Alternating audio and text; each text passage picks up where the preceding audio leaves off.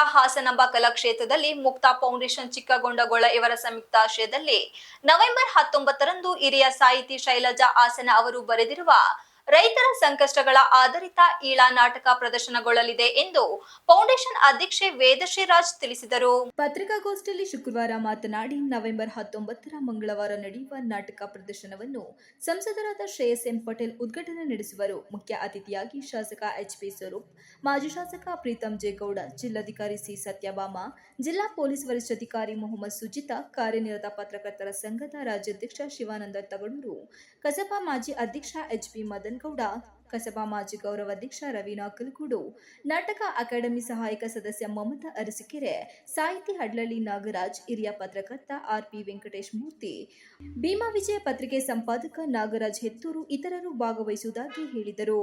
ಕಾದಂಬರಿಗಾರರಾದ ಶೈಲಜಾ ಹಾಸನ ಅವರು ಮಾತನಾಡಿ, ಸುಮಾರು 2 ಗಂಟೆ ನಾಟಕ ಇದಾಗಿದ್ದು ಮಂಗಳವಾರ ಸಂಜೆ 5 ಗಂಟೆಗೆ ಆರಂಭವಾಗಲಿದೆ. ಸುಮಾರು 4 ಗಂಟೆಗಳ ಅಭಿನಯದ ಕಾದಂಬರಿಯನ್ನು ಕೇವಲ 2 ಗಂಟೆಗಳಿಗೆ ಇಳಿಸಿ ಹಾಡುಗಳನ್ನು ಒಳಗೊಂಡಂತೆ ರಚಿಸಲಾಗಿದೆ ಎಂದರು.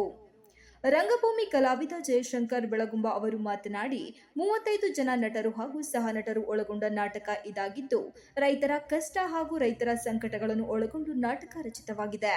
ಉಚಿತ ಪ್ರವೇಶದಲ್ಲಿ ಈ ನಾಟಕವನ್ನು ನಡೆಸಲಾಗುತ್ತಿದ್ದು ಹೆಚ್ಚಿನ ಸಂಖ್ಯೆಯಲ್ಲಿ ಜನರು ಭಾಗವಹಿಸಿ ಕಾರ್ಯಕ್ರಮ ಯಶಸ್ವಿಗೊಳಿಸಬೇಕು ಎಂದು ಮನವಿ ಮಾಡಿದರು.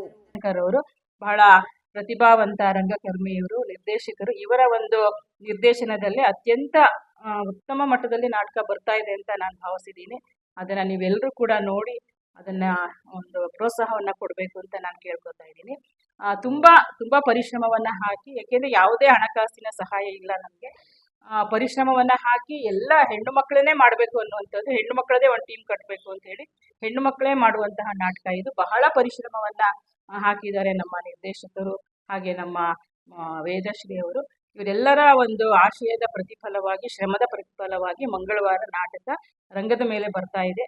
ನೀವೆಲ್ಲರೂ ಕೂಡ ಅದನ್ನ ಪ್ರೋತ್ಸಾಹಿಸಬೇಕು ಅಂತ ನಾನು ಕೇಳ್ಕೊಳ್ತೀನಿ. ಧನ್ಯವಾದಗಳು. ಪತ್ರಿಕಾಗೋಷ್ಠಿಯಲ್ಲಿ ಮುಕ್ತಾ ಫೌಂಡೇಶನ್ ಪ್ರಧಾನ ಕಾರ್ಯದರ್ಶಿ ಸುಧಾ, ಕಲಾವಿದೆ ಮಂಜುಳಾ, ರಂಗಕರ್ಮಿ ಮತ್ತು ನಿರ್ದೇಶಕ ಜಯಶಂಕರ್ ಬೆಳಗುಂಬ, ಸುಧಾ ರಮೇಶ್, ಮಧುಕುಮಾರಿ, ಅಂಬುಜಾ ಇತರರು ಉಪಸ್ಥಿತರಿದ್ದರು. Srinivas, TV 46 Malenadu news, Hassan.